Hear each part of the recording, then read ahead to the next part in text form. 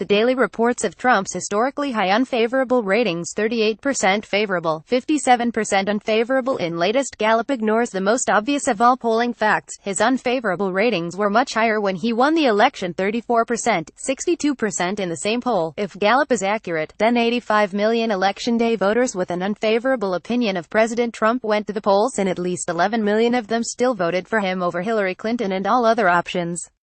Never in history have so many Americans voted for the agenda of a president, without liking the candidate himself.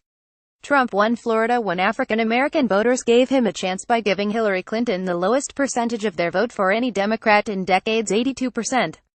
Evangelical voters were horrified by his explicit language, but voted for him by a record 8,116 margin after his description of partial birth abortion in the third debate, while Hillary Clinton defended the practice.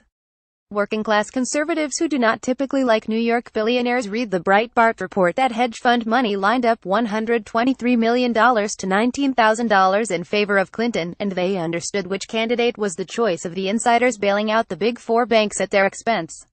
No, they were not stupid or deplorable, rather their common sense saw through the liberal intellectuals who were selling them a bill of goods. In the much-talked-about New York Times bestseller Devil's Bargain, my quote that actually referred to a high school attended by both Steve Bannon and myself seems to apply to many voters today. We were the blue-collar guys. They were the rich snobs. They'd say we'd work for them and we'd punch 'em in the nose. By economic conservatism, we, didn't mean rich guys protecting their tax breaks. It meant, for all of us that were working class, that you worked a job. It was that kind of conservatism that we believe really helped the average worker. On Election Day, the 11 million voters who decided they did not like Trump collectively said, "Trump isn't Saab, but he is our Saab, and our cause is more important than the messenger." Note for stat nerds who want to check these numbers: 63 million or 46.1% voted for Trump, more than the 34% with a favorable impression plus the 4% with no opinion to get him to 38% of the vote, meaning 8% or 11 million voters voted for Trump despite an unfavorable view of Trump. On September 9, I sent an email to almost every media outlet in the country predicting almost exactly that Donald Trump would lose the popular vote by 3 percentage points, and become president with at least 290 electoral votes.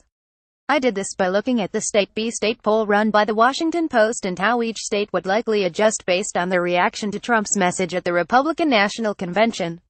Likewise, pollsters are now using data that actually shows Trump ahead of his pace from last election, and yet they spin the news as pointing to a tough re-election to once again give a false sense of security to Trump opponents.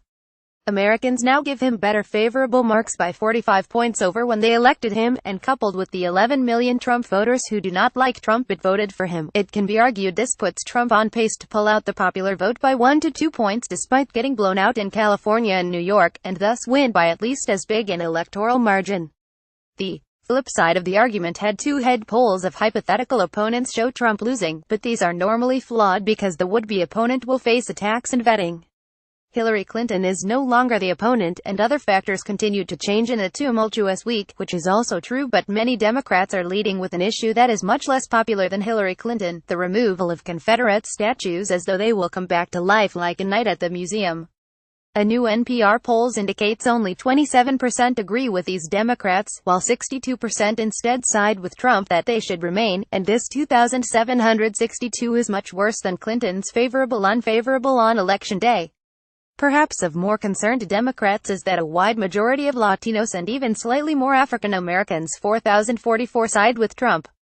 Americans are tired of nuclear politics, the very reason we formed www.takeback.org and took to the airwaves to educate the public on the benefits of political reform. Another fair point, except for Antifa's violent tactics, including training on how to mace and club anyone who attends a speech by the President of the United States.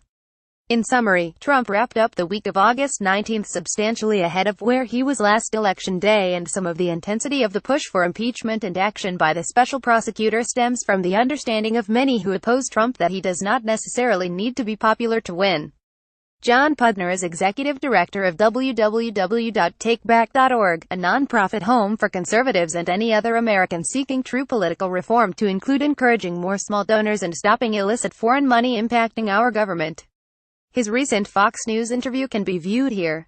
Organization listed for identification purposes only. Views expressed are those of the author and not necessarily the organization.